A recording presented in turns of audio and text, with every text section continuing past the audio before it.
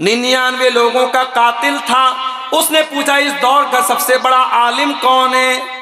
लोगों ने बताया फला के पास चले जाओ। जिसके पास गया वो मुत्तकी तो था, वो परहेजगार तो था, वो राहिब तो था, मगर आलिम नहीं था। रब्बिब्निली इंदक बैतन फिल जन्नह वनज्जिनी मिन फिरऔन वअमलिही वनज्जिनी मिनल कौमिज़ ज़ालिमीन। ऐ अल्लाह, तू मुझे जन्नत में अपने पास एक घर अता फरमा, अपने पास एक घर अता फरमा। हजरत आसिया अगर इतना कह देती है अल्लाह जन्नत में घर अता फरमा तब भी काफी था, मगर उन्होंने कहा कि ऐ अल्लाह तू अपने पास एक घर अता फरमा, यानी ऐ अल्लाह मुझे जन्नत में भी तेरा कुर्ब चाहिए, मुझे जन्नत में भी तेरे पास एक घर चाहिए। इसलिए उलमा कहते हैं कि हजरत आसिया ने घर से पहले पड़ोस मांगा था। पड़ोस अच्छा होना चाहिए मेरे प्यारे साथियों। अगर पड़ोस खराब रहेगा, माहौल खराब रहेगा, आपके बच्चे भी खराब हो जाएंगे, आपकी आने वाली नस्लें भी खराब हो जाएंगी। तो उस आलिम ने कहा कि तुम तौबा करना चाहते हो, जाओ अपनी बस्ती को छोड़ दो और फला बस्ती में चले जाओ, वहां नेक लोग रहते हैं, वहां अल्लाह के नेक बंदे रहते, वहां जाओ और वहां जाके तौबा करो, तुम्हारी तौबा कबूल हो जाएगी। अल्लाह के नबी फरमाते हैं, सही मुस्लिम की रिवायत है, वो 100 लोगों का कातिल तौबा करने के इरादे से घर से निकला, आधे रास्ते में पहुंचा, उसका इंतकाल हो गया, उसकी रूह निकल गई। अब अजाब का फरिश्ता भी आ गया, रहमत का फरिश्ता भी आ गया। रहमत का फरिश्ता कहने लगा ये तौबा करने के मकसद से निकला था, इसको मैं लेकर के जाऊंगा। अजाब का फरिश्ता कहने लगा ये 100 लोगों का कातिल था, इसको मैं लेकर के जाऊंगा। अजाब वाला कह रहा है मैं लेके जाऊंगा, रहमत वाला कह रहा है मैं लेके जाऊंगा। अल्लाह के नबी फरमाते अल्लाह ताला ने तीसरे फरिश्ते को भेजा और तीसरा फरिश्ता इंसान की शक्ल में आया और उसने आकर के फैसला दिया कि एक काम करो, रास्ते को नाप लो, तुम लोग फरिश्ते हो, तुम्हारे लिए कोई मुश्किल काम नहीं है, रास्ते को नाप लो। अगर ये नेक लोगों की बस्ती से करीब है तो रहमत का फरिश्ता लेके जाएगा, अगर बुरे लोगों की बस्ती से करीब है तो अजाब का फरिश्ता लेके जाएगा। चुनांचा दोनों फरिश्तों ने रास्ते को नापा। जब रास्ते को नापा गया तो वो 100 लोगों का कातिल चूंकि सच्ची तौबा के इरादे से निकला था, वो नेक लोगों की बस्ती से ज्यादा करीब निकला। एक बित्ता, एक बालिश तो वो ज्यादा करीब निकला नेक लोगों की बस्ती से। चुनांचे रहमत का फरिश्ता उसको लेकर के गया। 100 लोगों का कातिल अल्लाह की रहमत का हकदार बन गया। मेरे प्यारे साथियों, अल्लाह की रहमत से कभी मायूस न होना, सच्ची तौबा करो, अल्लाह जरूर आपकी तौबा को कबूल करेगा। अरे अगर तुम सच्ची तौबा कर लोगे, कुरान कहता है सच्ची तौबा करने का इनाम क्या मिलेगा। कुरान का 19वां पारा उठाओ, अल्लाह ताला फरमाता है वल्लज़ीना ला यशहदून ज़ूर वल्लज़ीना ला यदऊन मअल्लाहि इलाहन आखर वला यक़्तुलून अन्नफ्सल्लती हर्रमल्लाहु इल्ला बिलहक़्क़ि वला यज़नून। अल्लाह ने 3 बड़े बड़े गुनाहों का नाम लिया। मेरे नेक बंदे अल्लाह के साथ शिर्क नहीं करते, मेरे नेक बंदे किसी बेगुनाह को कत्ल नहीं करते, मेरे नेक बंदे जिना नहीं करते। ये 3 बड़े बड़े जुर्म हैं। इस्लाम की नजर में 3 महापाप क्या है? शिर्क करना, कत्ल करना और जिना करना, ये 3 महापाप हैं। इसीलिए अल्लाह के नबी से पूछा गया अय्यु ज़म्बि आज़म इंदल्लाह, अय अल्लाह के नबी सबसे बड़ा गुनाह अल्लाह ताला के नजदीक क्या है? आपने फरमाया अन तजअल लिल्लाहि निद्दन व हुवा खलक़क, सबसे बड़ा गुनाह ये है कि तुम अल्लाह के बराबर किसी को ठहरा दो, अल्लाह का दर्जा किसी और को दे दो, अल्लाह के सिवा किसी और को मुश्किल कुशा मान लो, अल्लाह के सिवा किसी और को बिगड़ी बनाने वाला मान लो, अल्लाह के सिवा किसी और को औलाद देने वाला बना लो, अल्लाह के सिवा किसी और को बीमारी से शिफा देने वाला बना लो, अल्लाह के बराबर किसी को ठहरा दो। ये सबसे बड़ा गुनाह है, शिर्क सबसे बड़ा गुनाह है। पूछा गया है अल्लाह के नबी उसके बाद सबसे बड़ा गुनाह क्या है? आपने फरमाया अन तक़्तुला वलदक खश्यता अन यतमा मअक, शिर्क के बाद सबसे बड़ा गुनाह यह कि तुम अपनी औलाद को कत्ल कर दो इस डर से कि वो तुम्हारे साथ खाएगी। औलाद को कत्ल कर दो, यह सबसे बड़ा गुनाह है। 1400 साल पहले लड़की पैदा होती थी, लोग लड़की पैदा होने के बाद, बेटी पैदा होने के बाद उसको मार डालते थे। आज हमारी सरकार का नारा है बेटी बचाओ बेटी पढ़ाओ। यह अलग बात है, न बेटी को पढ़ाया जा रहा है न बेटी को बचाया जा रहा है। बेटी अगर पढ़ना चाहे तो पढ़ना भी मुश्किल है, और बेटियों की जिंदगी को इतना मुश्किल बना दिया गया कि आज 4 साल की बच्ची को भी माँ बाप अकेले घर पे छोड़ के जाने को तैयार नहीं है। 4-4 साल की मासूम बच्चियों के साथ भी आज रेप किया जा रहा है। सरकार तो नारा लगा रही है बेटी बचाओ बेटी पढ़ाओ, लेकिन रेप करने वाले जालिमों को आज कोई सजा देने वाला नहीं है।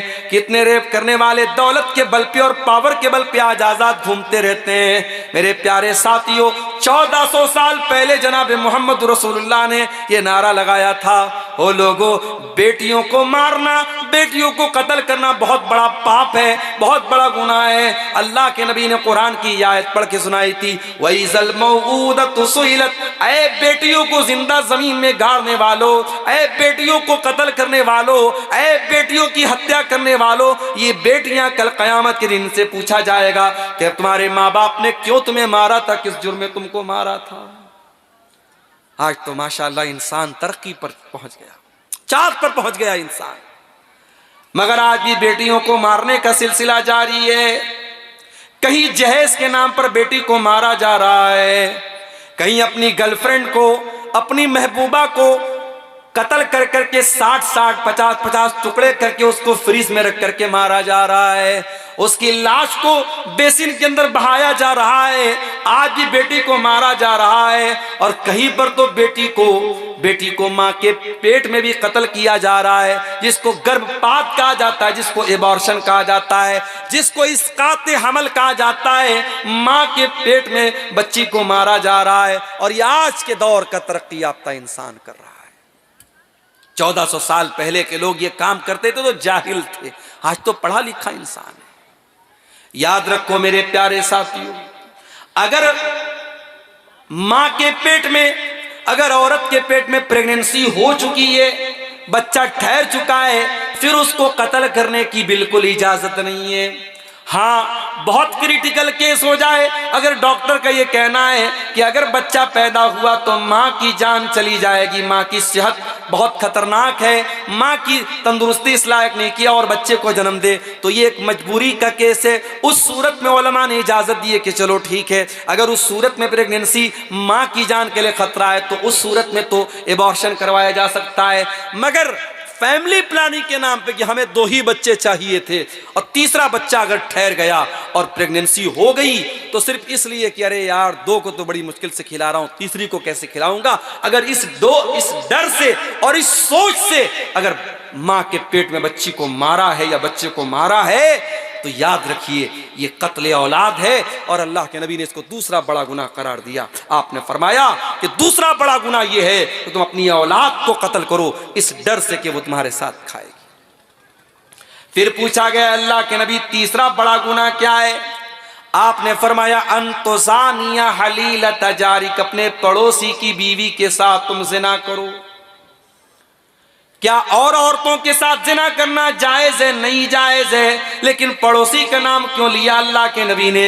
इसलिए कि पड़ोसी को पड़ोसी के ऊपर बड़ा विश्वास होता है, पड़ोसी को पड़ोसी के ऊपर बड़ा भरोसा होता है, और अगर कोई पड़ोसी की बीवी के साथ गलत काम करता है तो वो डबल गुनाह का काम करता है। वो एक तो करेला है, ऊपर से नीम चढ़ा है, वो गलत पर गलत काम करता है, वो जिना भी कर रहा है तो पड़ोसी की बीवी के साथ जिना कर रहा है। ये 3 बड़े बड़े गुनाह हैं। ये 3 बड़े बड़े गुनाह जिक्र करने के बाद अल्लाह क्या कहता है जरा उसको सुनिएगा। इल्ला मन ताबा व आमना व अमिला अमलन सालिहा फउलाइका युबद्दिलुल्लाहु सय्यिआतिहिम हसनात। शिर्क करने के बाद, कत्ल करने के बाद और जिना करने के बाद भी अगर अल्लाह कहता है कोई तौबा कर ले और ईमान ले आए और नेक अमल करे, ये 3 चीजें हैं, तौबा करे, ईमान ले आए, ईमान ले आए यानी सही रास्ते पर आ जाए और नेक अमल करने लगे। अब तक अब तक लोगों को कत्ल करता था, अब लोगों की जान बचाने वाला बन गया। अब तक ज़िना करता था, अब इज्जतों की हिफाजत करने वाला बन गया। अब तक शिर्क करता था, अब एक अल्लाह के आगे सर झुकाता है और शिर्क का दुश्मन बन गया। अगर तौबा कर लेता है और ईमान ले आता है और नेक अमल करने वाला बन जाता है, अल्लाह फरमाता है फ़उलाइका युबद्दिलुल्लाहु सय्यिआतिहिम हसनात, ऐसे लोगों के गुनाहों को हम नेकियों में बदल देंगे। अब तक उसने जितने गुनाह किए हैं हम उनके गुनाहों को नेकियों में बदल देंगे। वकान अल्लाहु गफूरर रहीमा, और अल्लाह ताला तो बख्शने वाला, रहम करने वाला है। अल्लाह के लिए कोई मुश्किल बात नहीं। क्या मतलब ये हुआ कि सच्ची तौबा अगर कोई कर ले तो अब तक उसके अकाउंट में जितने गुनाह थे अल्लाह उसके सारे गुनाहों को नेकियों में ट्रांसफर कर देगा। उसने जितने गुनाह किए थे अब वो गुनाह अल्लाह ताला के नेकी माने जाएंगे अगर उसने सच्ची तौबा की है और तौबा करने के बाद अपनी तौबा के ऊपर कायम है। ये तौबा का इनाम है मेरे प्यारे साथियों, मेरे प्यारे भाइयों। अल्लाह तो लुटा रहा है, अल्लाह तो रहमतों को लुटा रहा है, हम लूटने को तैयार नहीं है। अल्लाह तो तौबा की दावत दे रहा है और हम तौबा करने को तैयार नहीं है। हम तो दुनिया की मौज मस्ती में लगे हुए हैं। याद रखो मेरे भाइयों, कल के ऊपर न टालो, आज तौबा करो, अभी तौबा करो। कल न कर, कल का कोई भरोसा नहीं, कल न आया कभी और न आएगा कल, कल तो कल एक पल का भरोसा नहीं। तौबा को कभी कल पे मत टालो मेरे भाई। ये कल पे टालना ये भी शैतान की बहुत बड़ी चाल है। क्या हम और आप इस बात की गारंटी दे सकते हैं कि कल तक हम जिंदा रहेंगे? अरे कल छोड़ दो, हम 1 घंटे के बाद जिंदा रहेंगे, हम इस बात की गारंटी नहीं दे सकते। आज फजर की नमाज पढ़ने अपने इलाके में मैं गया, नमाज पढ़ के मस्जिद के बाहर निकला, देखा लोगों की भीड़ लगी हुई है। मैंने पूछा क्या बात है? हमारे पड़ोस के एक साहब, उनका इंतकाल हो गया था, बीमार कई महीने से चल रहे थे, रात को 4 बजे उनका इंतकाल हो गया। गौर करो मेरे प्यारे साथियों, इंसान इस बात की गारंटी नहीं ले सकता कि रात में वो सोया है तो सुबह जिंदा ही उठेगा। आज इंसान के पास दौलत है, ताकत है, हज कर सकता है, उम्रा कर सकता है। उससे बोलो जाओ भाई हज कर लो, उम्रा कर लो, कहता नहीं मौलाना साहब जब उम्र हो जाएगी तब करेंगे। मैंने अपनी आंखों से देखा, सफा मरवा के दरमियान चक्कर लगा रहा था। मेरी 1.5 साल की बच्ची मेरी गोद में थी, उसको लेकर के मैं सफा से भी और मरवा के बीच में चक्कर लगा रहा था। कई बूढ़े लोगों को मैंने देखा, बेचारे वो सफा से मरवा के दरमियान चल नहीं पा रहे हैं। एक चक्कर लगाने के बाद वो किनारे बैठ करके सुस्ताने लगते हैं, हाँफने लगते हैं। तवाफ के दौरान मैंने देखा लोग तवाफ नहीं कर पा रहे हैं, लोग पैसा दे दे करके व्हील चेयर के ऊपर कुर्सी पर बैठ करके तवाफ कर रहे हैं। मेरे प्यारे भाइयों, क्यों उस दिन का इंतजार करते हो जब दूसरों के मोहताज होकर के तुम अल्लाह के घर का तवाफ करोगे? आज अल्लाह ने आपको नवाजा है, आज आपके पास दौलत है, आज आपके पास जवानी है, जाओ अल्लाह ताला ने अगर आपको तौफीक दी है, जाओ जा करके हज कर लो, उम्रा कर लो। और अल्लाह के नबी तो यहां तक फरमाते हैं कि अगर कोई लगातार हज और उम्रा करता है, अल्लाह ने नवाजा है, हर साल आप उम्रा कीजिए। अगर हर साल कोई उम्रा करता है, बार बार करता है, अल्लाह के नबी ने फरमाया कि इससे इंसान के गुनाह मिटते हैं और इंसान का फक्र फाका मिटता है। कमा यनफिल कीरु खुब्सल हदीद, जिस तरीके से भट्टी के अंदर जब लोहे को डाला जाता है और लोहे के ऊपर का मैल और कुचैल साफ हो जाता है, वैसे जब इंसान हज करने जाता है, उम्रा करने जाता है, उसके गुनाह मिट जाते हैं। हमारे यहाँ क्या बोलते हैं? 900 चूहे खा करके बिल्ली चली हज को। ये मुहावरा बना है कि नहीं बना है? लोगों ने क्यों मुहावरा बनाया? लोगों ने यह सोच करके मुहावरा बनाया कि अगर 900 चूहे खा करके बिल्ली हज करने जाएगी उसका हज कबूल नहीं होगा।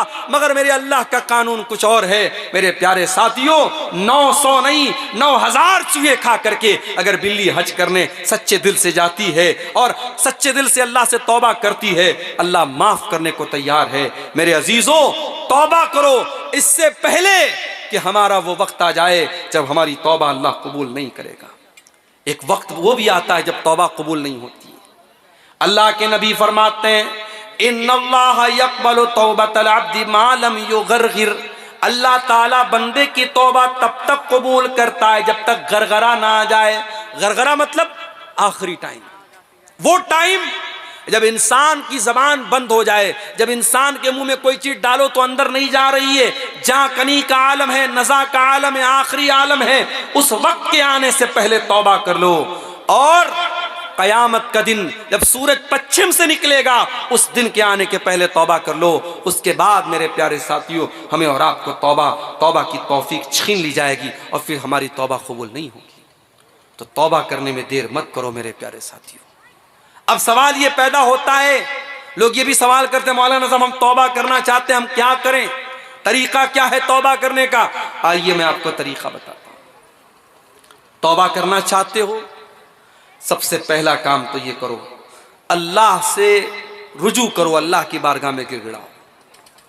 और अगर गुनाह करने के बावजूद आपको पैसा मिल रहा है, दौलत मिल रही है, ऐशो आराम से जिंदगी गुजर बसर हो रही है, तो इस धोखे में मत पड़े रहो कि मुझे कोई प्रॉब्लम नहीं, कोई मसला नहीं। अल्लाह ताला अगर गुनाहों के बावजूद आपको नवाज रहा है तो अल्लाह अपनी रस्सी को ढीली किए हुए है।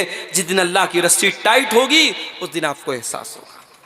अल्लाह कुरान में कहता है, फलौला इज़ जाअहुम बासुना तज़र्रऊ वलाकिन क़सत क़ुलूबुहुम व ज़य्यन लहुमुश-शैतानु मा कानू यअमलून।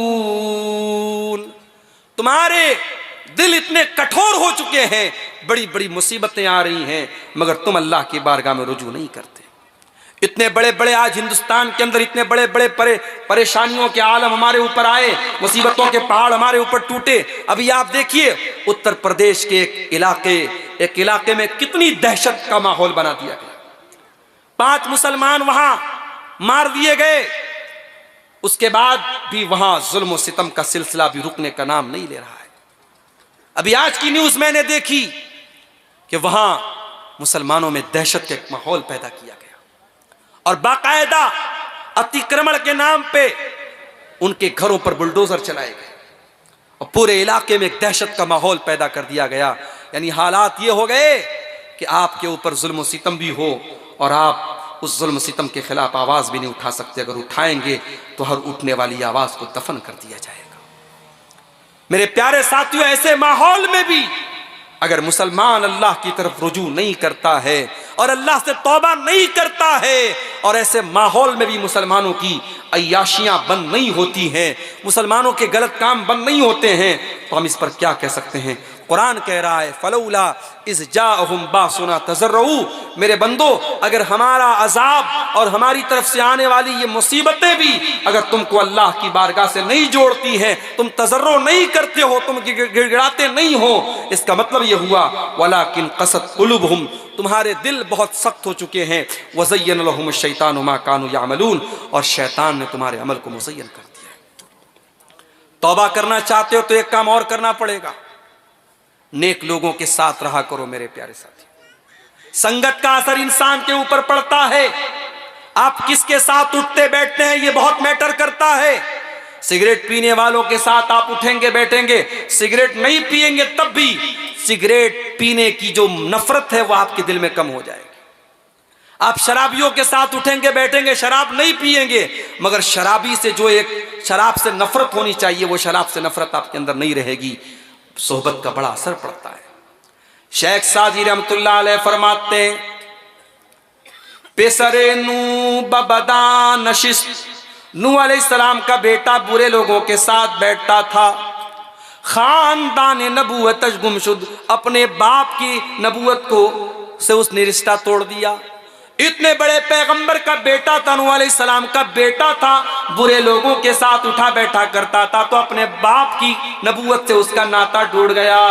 वह सगे असहाबे कहफ रोजे चंद, और असहाबे कहफ के जो कुत्ता था वो चंद दिन नेक लोगों के साथ था। सोबते नेक लोगों के साथ वो कुत्ता बैठता था, मर्दुम शुद्ध। तो उस कुत्ते को भी अल्लाह ताला ने कुरान में असहाबे कहफ के साथ उसका जिक्र किया। सोहबत का असर देखो, एक कुत्ता कुत्ता जो बड़ा ही गलीज जानवर है, कुत्ता अगर बर्तन में मुंह लगा दे 7 बार बर्तन को धोने का हुक्म है। लेकिन असहाब कहफ के साथ जब वो कुत्ता गया था और उस गार में वो कुत्ता भी सोया था, तो अल्लाह ताला ने उस कुत्ते का जिक्र कुरान के अंदर किया है। ये सोहबत का असर होता है मेरे प्यारे साथियों। अगर आप अल्लाह से सच्ची तौबा करना चाहते हैं तो आपको अपनी सोहबत पर ध्यान देना पड़ेगा। इसीलिए अल्लाह कुरान में कहता है, यौम याज़्ज़ु ज़ालिमु अला यदैहि यक़ूलु या वैलता लैतनी लम अत्तखिज़ फुलानन खल या वैलता यौम याज़्ज़ु ज़ालिमु अला यदैहि यक़ूलु या लैतनी इत्तखज़्तु मअर रसूलि सबीला। जालिम क़यामत के दिन अपने हाथों को काटेगा और कहेगा, अरे काश मैंने रसूल का रास्ता अपनाया होता। या वैलता लैतनी लम अत्तखिज़ फुलानन खलीला, अरे काश मैंने फलां को अपना साथी न बनाया होता, फलां को अपना दोस्त न बनाया होता। लक़द अज़ल्लनी अन ज़िक्री बादा इज़ जानी, उसने अल्लाह के जिक्र से मुझको दूर कर दिया, उसने अल्लाह के जिक्र से मुझको बहका दिया। व कान शैतानु लिल इंसानी खज़ूला, और शैतान तो इंसान को हमेशा जलील करता है। सोहबत अच्छी अपनाओ मेरे प्यारे साथियों, अच्छे साथियों से, अच्छे दोस्तों से दोस्ती रखो, अच्छे लोगों के साथ उठा बैठा। इसी तरीके से अगर आप तौबा करना चाहते हैं, काम और करना पड़ेगा, कुरान से अपना ताल्लुक जोड़ना पड़ेगा। क्यों? क्योंकि कुरान दिल के ऊपर जो मैल और कुचैल होते हैं उनको दूर करता है। इन्नल कुराना, कुरान करीम यहदी लिल्लती ही अक़वम, बिल्कुल सीधा रास्ता बताता है। वनुनज़्ज़िलु मिनल कुरानि मा हुवा शिफ़ाउन व रहमतुल लिल मोमिनीन, और ये कुरान शिफा है आपके दिल की बीमारियों के लिए, आपकी रूह की बीमारियों के लिए। इसलिए मेरे प्यारे साथियों, अगर आप दिल की बीमारियों से बचना चाहते हैं, रूह की बीमारियों से बचना चाहते हैं, तो कुरान करीम से अपना गहरा ताल्लुक हमें और आपको जोड़ना पड़ेगा। इसी तरीके से अगर आप तौबा करना चाहते हैं, पहले नमाज की पाबंदी शुरू कीजिए। जब तक 5 टाइम की नमाज की पाबंदी आप नहीं करते, आपकी तौबा का कोई मतलब अल्लाह ताला क्या नहीं है। इसीलिए अल्लाह कुरान में कहता है, अक़ीमिस्सलाह, नमाज कायम करो। इन्नस्सलात तन्हा अनिल फ़ाशाई वल मुनकर, बेशक ये नमाज बेहयाई से रोकती है, बुराई से रोकती है। नमाज आप पढ़ेंगे तब आप बुराई से रोक सकते हैं, बगैर नमाज की पाबंदी के। बाज़ लोग कहते हैं साहब हम तो हराम नहीं खाते, हम ये नहीं करते, लेकिन नमाज नहीं पढ़ते। अगर आप हराम नहीं खाते बहुत अच्छी बात है, आप गीबत नहीं करते बहुत अच्छी बात है, आप अपनी ज़बान की हिफाजत करते बहुत अच्छी बात है। और अगर नमाज पढ़ने वाला हराम खा रहा है, नमाज पढ़ने वाला गीबत कर रहा है, नमाज पढ़ने वाला गलत कर रहा है, तो इसकी दोषी नमाज नहीं है। वो नमाज, अगर उसकी नमाज वाकई में सही नमाज होती तो वो इन गुनाहों से अपने आप को बचाता। मेरे प्यारे साथियों, अपने आप को अगर अल्लाह से करीब करना है तो हमें नमाज की पाबंदी करनी पड़ेगी। और नमाज में सिर्फ फ़राइज़ नहीं, आज हमारे यहाँ अहले हदीसों में ख़ास तौर से ये बुराई, ये बीमारी पाई जाती है। हमारे यहाँ नवाफिल का अहतमाम बहुत कम होता है। हमारे यहाँ ऐशा की नमाज में आए, 4 रकात फ़र्ज पढ़ दिया, 2 रकात सुन्नत पढ़ दिया, 1 रकात वितर पढ़ लिया, बस। हम कोई नफिल नमाज नहीं पढ़ते हैं। हम नवाफिल से बहुत दूर होते चले जा रहे हैं। और जब आम नवाफिल से हम दूर हैं तो तहज्जुद की नमाज तो बहुत गिने चुने लोग पढ़ते हैं। मेरे प्यारे साथियों, कुरान करीम में अल्लाह कहता है, अक़ीमिस्सलात लिदुलूकिश शम्सि इला गसक़िल लैली व क़ुरआनल फ़ज्रि इन्न क़ुरआनल फ़ज्रि कान मशहूदा। ऐ मेरे नबी, रात में भी नमाज पढ़िए, दिन में भी नमाज पढ़िए, और फजर के टाइम कुरान पढ़िए। फजर के टाइम जब कुरान पढ़ा जाता है तो फरिश्ते हाजिर रहते हैं। व मिनल लैली फ़तहज्जद बिही नाफ़िलतल लक, और ऐ मेरे हबीब, आप रात में तहज्जुद की नमाज भी पढ़िए, तहज्जुद की नमाज पढ़िए। ये वो टाइम होता है, बड़ा सुहाना टाइम होता है, बड़ा बरकत वाला टाइम होता है। ये वो टाइम होता है जब अल्लाह ताला आसमान दुनिया पर नाजिल होता है और अपने बंदों की दुआओं को कबूल करता है। मेरे पास ऐसे भी फ़ोन आते हैं, मौलाना साहब 10 साल हो गए शादी को, औलाद नहीं हो रही है। मौलाना साहब बहुत नौकरी की तलाश में हूँ, नौकरी नहीं मिल रही है। मौलाना साहब बहुत दिन से बिजनेस कर रहा हूँ, बिजनेस में कामयाबी नहीं मिल पा रही है। मैं एक सॉल्यूशन बताता हूँ, एक रास्ता बताता हूँ। ठीक है, आप औलाद नहीं हो रही, आप डॉक्टर के पास जाइए, इलाज करवाइए, हो सकता है तो वो डबल गुनाह का काम करता है। वो एक तो करेला है, ऊपर से नीम चढ़ा है, वो गलत पर गलत काम करता है, वो जिना भी कर रहा है, तो पड़ोसी की बीवी के साथ जिना कर रहा है। ये 3 बड़े बड़े गुनाह हैं। ये 3 बड़े बड़े गुनाह जिक्र करने के बाद अल्लाह क्या कहता है, जरा उसको सुनिएगा। इल्ला मन ताबा व आमना व अमिल अमलन सालिहा फउलाइका युबद्दिलुल्लाहु सय्यिआतिहिम हसनात। शिर्क करने के बाद, कत्ल करने के बाद और जिना करने के बाद भी अगर अल्लाह कहता है कोई तौबा कर ले और ईमान ले आए और नेक अमल करे, ये 3 चीजें हैं, तौबा करे, ईमान ले आए, ईमान ले आए यानी सही रास्ते पर आ जाए और नेक अमल करने लगे। अब तक लोगों को कत्ल करता था, अब लोगों की जान बचाने वाला बन गया। अब तक ज़िना करता था, अब इज्जतों की हिफाजत करने वाला बन गया। अब तक शिर्क करता था, अब एक अल्लाह के आगे सर झुकाता है और शिर्क का दुश्मन बन गया। अगर तौबा कर लेता है और ईमान ले आता है और नेक अमल करने वाला बन जाता है, अल्लाह फरमाता है फउलाइका युबद्दिलुल्लाहु सय्यिआतिहिम हसनात। ऐसे लोगों के गुनाहों को हम नेकियों में बदल देंगे। अब तक उसने जितने गुनाह किए हैं हम उनके गुनाहों को नेकियों में बदल देंगे। वकान अल्लाहु गफूरर रहीमा, और अल्लाह ताला तो बख्शने वाला, रहम करने वाला है। अल्लाह के लिए कोई मुश्किल बात नहीं। क्या मतलब ये हुआ कि सच्ची तौबा अगर कोई कर ले तो अब तक उसके अकाउंट में जितने गुनाह थे अल्लाह उसके सारे गुनाहों को नेकियों में ट्रांसफर कर देगा। उसने जितने गुनाह किए थे अब वो गुनाह अल्लाह ताला के नेकी माने जाएंगे अगर उसने सच्ची तौबा की है और तौबा करने के बाद अपनी तौबा के ऊपर कायम है। ये तौबा का इनाम है मेरे प्यारे साथियों, मेरे प्यारे भाइयों। अल्लाह तो लुटा रहा है, अल्लाह तो रहमतों को लुटा रहा है, हम लूटने को तैयार नहीं है। अल्लाह तो तौबा की दावत दे रहा है और हम तौबा करने को तैयार नहीं है। हम तो दुनिया की मौज मस्ती में लगे हुए हैं। याद रखो मेरे भाइयों, कल के ऊपर न टालो, आज तौबा करो, अभी तौबा करो।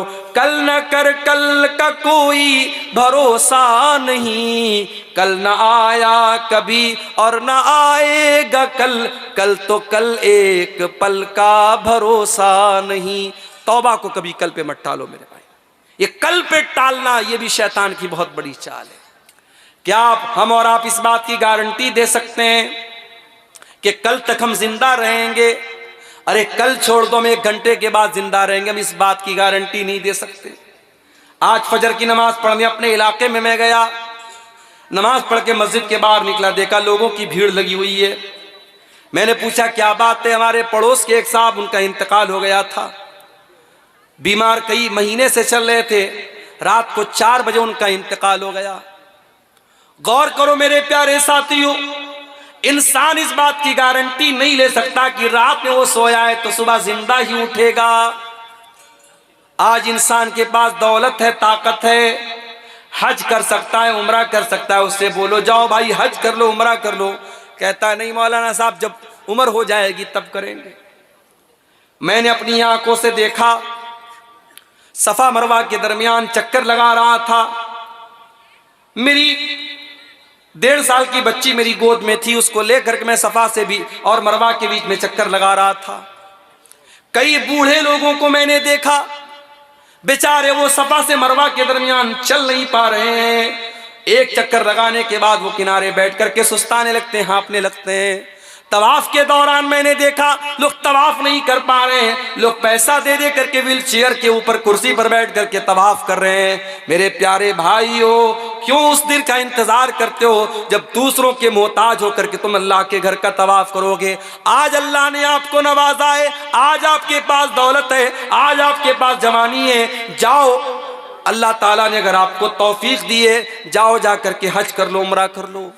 और अल्लाह के नबी तो यहाँ तक फरमाते हैं कि अगर कोई लगातार हज और उम्रा करता है, अल्लाह ने नवाजा है, हर साल आप उम्रा कीजिए। अगर हर साल कोई उम्रा करता है, बार बार करता है, अल्लाह के नबी ने फरमाया कि इससे इंसान के गुनाह मिटते हैं और इंसान का फ़क्र फाका मिटता है। कमा यनफिल कीरु खुब्सल हदीद, जिस तरीके से भट्टी के अंदर जब लोहे को डाला जाता है और लोहे के ऊपर का मैल और कुचैल साफ हो जाता है, वैसे जब इंसान हज करने जाता है, उम्रा करने जाता है, उसके गुनाह मिट जाते हैं। हमारे यहाँ क्या बोलते हैं, 900 चूहे खा करके बिल्ली चली हज को। ये मुहावरा बनाए कि नहीं बनाया? लोगों ने क्यों मुहावरा बनाया? लोगों ने ये सोच करके मुहावरा बनाया कि अगर 900 चूहे खा करके बिल्ली हज करने जाएगी, उसका हज कबूल नहीं होगा। मगर मेरे अल्लाह का कानून कुछ और है। मेरे प्यारे साथियों, 900 नहीं, 9000 चूहे खा करके अगर बिल्ली हज करने सच्चे दिल से जाती है और सच्चे दिल से अल्लाह से तौबा करती है, अल्लाह माफ करने को तैयार है। मेरे अजीजों, तौबा करो इससे पहले कि हमारा वो वक्त आ जाए जब हमारी तौबा अल्लाह कबूल नहीं करेगा। एक वक्त वो भी आता है जब तौबा कबूल नहीं होती। अल्लाह के नबी फरमाते हैं, इन्नल्लाह यक़बलु तौबतल अब्दि मा लम युग़रग़िर। अल्लाह ताला बंदे की तौबा तब तक कबूल करता है जब तक गरगरा ना आ जाए। गरगरा मतलब आखिरी टाइम, वो टाइम जब इंसान की जबान बंद हो जाए, जब इंसान के मुंह में कोई चीज डालो तो अंदर नहीं जा रही है, जहां कनी का आलम है, नज़ा का आलम है, आखिरी आलम है, उस वक्त के आने से पहले तौबा कर लो। और कयामत का दिन जब सूरज पश्चिम से निकलेगा, उस दिन के आने के पहले तौबा कर लो। उसके बाद मेरे प्यारे साथियों, हमें और आपको तौबा की तौफीक छीन ली जाएगी और फिर हमारी तौबा कबूल नहीं होगी। तो तौबा करने में देर मत करो मेरे प्यारे साथियों। अब सवाल ये पैदा होता है, लोग ये भी सवाल करते हैं, मौलाना साहब हम तौबा करना चाहते हैं, हम क्या करें, तरीका क्या है तौबा करने का? आइए मैं आपको तरीका बताता हूं। तौबा करना चाहते हो, सबसे पहला काम तो ये करो, अल्लाह से रुजू करो, अल्लाह की बारगाह में गिड़गिड़ाओ। और अगर गुनाह करने के बावजूद आपको पैसा मिल रहा है, दौलत मिल रही है, ऐशो आराम से जिंदगी गुजर बसर हो रही है, तो इस धोखे में मत पड़े रहो कि मुझे कोई प्रॉब्लम नहीं, कोई मसला नहीं। अल्लाह ताला अगर गुनाहों के बावजूद आपको नवाज रहा है तो अल्लाह अपनी रस्सी को ढीली किए हुए है। जिस दिन अल्लाह की रस्सी टाइट होगी उस दिन आपको एहसास होगा। अल्लाह कुरान में कहता है, फलौला इज़ जाअहुम बासुना तज़र्रऊ वलाकिन क़सत क़ुलूबुहुम व ज़य्यन लहुमुश शैतानु मा कानू यअमलून। तुम्हारे दिल इतने कठोर हो चुके हैं, बड़ी बड़ी मुसीबतें आ रही हैं, मगर तुम अल्लाह की बारगाह में रुजू नहीं करते। इतने बड़े बड़े आज हिंदुस्तान के अंदर इतने बड़े बड़े परेशानियों के आलम हमारे ऊपर आए, मुसीबतों के पहाड़ हमारे ऊपर टूटे। अभी आप देखिए उत्तर प्रदेश के एक इलाके में कितनी दहशत का माहौल बना दिया गया। 5 मुसलमान वहां मार दिए गए, उसके बाद भी वहां जुल्म और सितम का सिलसिला भी रुकने का नाम नहीं ले रहा है। अभी आज की न्यूज मैंने देखी कि वहां मुसलमानों में दहशत का एक माहौल पैदा किया गया और बाकायदा अतिक्रमण के नाम पे उनके घरों पर बुलडोजर चलाए गए और पूरे इलाके में एक दहशत का माहौल पैदा कर दिया गया। यानी हालात ये हो गए कि आपके ऊपर जुल्म सितम भी हो और आप उस जुल्म सितम के खिलाफ आवाज भी नहीं उठा सकते। अगर उठाएंगे तो हर उठने वाली आवाज को दफन कर दिया जाएगा। मेरे प्यारे साथियों, ऐसे माहौल में भी अगर मुसलमान अल्लाह की तरफ रुजू नहीं करता है और अल्लाह से तौबा नहीं करता है और ऐसे माहौल में भी मुसलमानों की अय्याशियां बंद नहीं होती हैं, मुसलमानों के गलत काम बंद नहीं होते हैं, तो हम इस पर क्या कह सकते हैं? कुरान कह रहा है, फलौला इज़ जाअहुम बासुना तज़र्रऊ।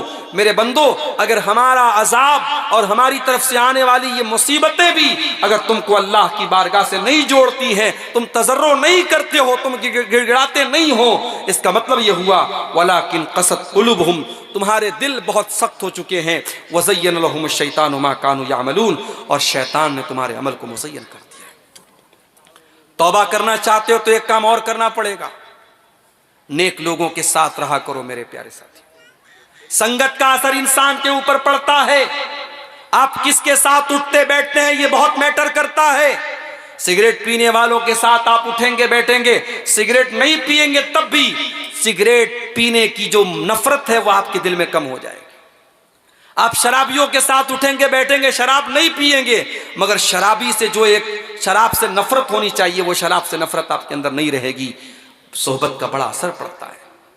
शेख सादी रहमतुल्लाह अलैह फरमाते हैं, पेसरे नू बबदा नशिस, नूह अलैहिस्सलाम का बेटा बुरे लोगों के साथ बैठता था।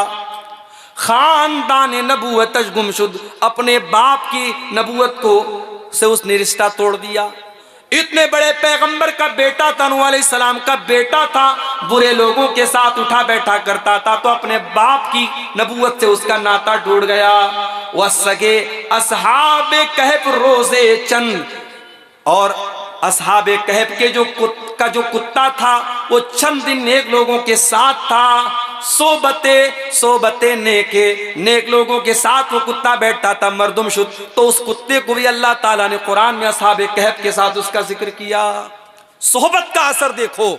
एक कुत्ता जो बड़ा ही गलीज जानवर है, कुत्ता अगर बर्तन में मुंह लगा दे 7 बार बर्तन को धोने का हुक्म है। लेकिन असहाबे कहफ के साथ जब वो कुत्ता गया था और उस गार में वो कुत्ता भी सोया था, तो अल्लाह ताला ने उस कुत्ते का जिक्र कुरान के अंदर किया है। ये सोहबत का असर होता है मेरे प्यारे साथियों। अगर आप अल्लाह से सच्ची तौबा करना चाहते हैं तो आपको अपनी सोहबत पर ध्यान देना पड़ेगा। इसीलिए अल्लाह कुरान में कहता है, यौम याज़्ज़ु ज़ालिमु अला यदैहि यक़ूलु या वैलता लैतनी लम अत्तखिज़ फुलानन खल या वैलता, यौम याज़्ज़ु ज़ालिमु अला यदैहि यक़ूलु या लैतनी इत्तखज़्तु मअर रसूलि सबीला। जालिम क़यामत के दिन अपने हाथों को काटेगा और कहेगा, अरे काश मैंने रसूल का रास्ता अपनाया होता। या वैलता लैतनी लम अत्तखिज़ फुलानन खलीला, अरे काश मैंने फलां को अपना साथी न बनाया होता, फलां को अपना दोस्त न बनाया होता। लक़द अज़ल्लनी अनि ज़िक्री बादा इज़ जानी, उसने अल्लाह के जिक्र से मुझको दूर कर दिया, उसने अल्लाह के जिक्र से मुझको बहका दिया। व कान शैतानु लिल इंसानी खजूला, और शैतान तो इंसान को हमेशा जलील करता है। सोहबत अच्छी अपनाओ मेरे प्यारे साथियों। अच्छे साथियों से, अच्छे दोस्तों से दोस्ती रखो, अच्छे लोगों के साथ उठा बैठा। इसी तरीके से अगर आप तौबा करना चाहते हैं, काम और करना पड़ेगा, कुरान से अपना ताल्लुक जोड़ना पड़ेगा। क्यों? क्योंकि कुरान दिल के ऊपर जो मैल और कुचैल होते हैं उनको दूर करता है। इन्नल कुराना, कुरान करीम यहदी लिल्लती ही अक़वम, बिल्कुल सीधा रास्ता बताता है। वनुनज़्ज़िलु मिनल कुरानि मा हुवा शिफ़ाउन व रहमतुल लिल मोमिनीन, और ये कुरान शिफा है आपके दिल की बीमारियों के लिए, आपकी रूह की बीमारियों के लिए। इसलिए मेरे प्यारे साथियों, अगर आप दिल की बीमारियों से बचना चाहते हैं, रूह की बीमारियों से बचना चाहते हैं, तो कुरान करीम से अपना गहरा ताल्लुक हमें और आपको जोड़ना पड़ेगा। इसी तरीके से अगर आप तौबा करना चाहते हैं, पहले नमाज की पाबंदी शुरू कीजिए। जब तक 5 टाइम की नमाज की पाबंदी आप नहीं करते, आपकी तौबा का कोई मतलब अल्लाह ताला क्या नहीं है। इसीलिए अल्लाह कुरान में कहता है, अक़ीमिस्सलाह, नमाज कायम करो। इन्नस्सलात तन्हा अनिल फ़ाशाई वल मुनकर, बेशक ये नमाज बेहयाई से रोकती है, बुराई से रोकती है। नमाज आप पढ़ेंगे तब आप बुराई से रोक सकते हैं, बगैर नमाज की पाबंदी के। बाज़ लोग कहते हैं साहब हम तो हराम नहीं खाते, हम ये नहीं करते, लेकिन नमाज नहीं पढ़ते। अगर आप हराम नहीं खाते बहुत अच्छी बात है, आप गीबत नहीं करते बहुत अच्छी बात है, आप अपनी ज़बान की हिफाजत करते बहुत अच्छी बात है। और अगर नमाज पढ़ने वाला हराम खा रहा है, नमाज पढ़ने वाला गीबत कर रहा है, नमाज पढ़ने वाला गलत कर रहा है, तो इसकी दोषी नमाज नहीं है। वो नमाज, अगर उसकी नमाज वाकई में सही नमाज होती तो वह इन गुनाहों से अपने आप को बचाता। मेरे प्यारे साथियों, अपने आप को अगर अल्लाह से करीब करना है तो हमें नमाज की पाबंदी करनी पड़ेगी। और नमाज में सिर्फ फ़राइज़ नहीं, आज हमारे यहाँ अहले हदीसों में ख़ास तौर से ये बुराई, ये बीमारी पाई जाती है। हमारे यहाँ नवाफिल का एहतमाम बहुत कम होता है। हमारे यहाँ ऐशा की नमाज में आए, 4 रकात फ़र्ज पढ़ दिया, 2 रकात सुन्नत पढ़ दिया, 1 रकात वितर पढ़ लिया, बस। हम कोई नफिल नमाज नहीं पढ़ते हैं। हम नवाफिल से बहुत दूर होते चले जा रहे हैं। और जब आम नवाफिल से हम दूर हैं तो तहज्जुद की नमाज तो बहुत गिने चुने लोग पढ़ते हैं। मेरे प्यारे साथियों, कुरान करीम में अल्लाह कहता है, अक़िमिस्सलात लिदुलूकिश्शम्सि इला ग़सक़िल लैलि व क़ुरआनल फ़ज्रि इन्न क़ुरआनल फ़ज्रि कान मशहूदा।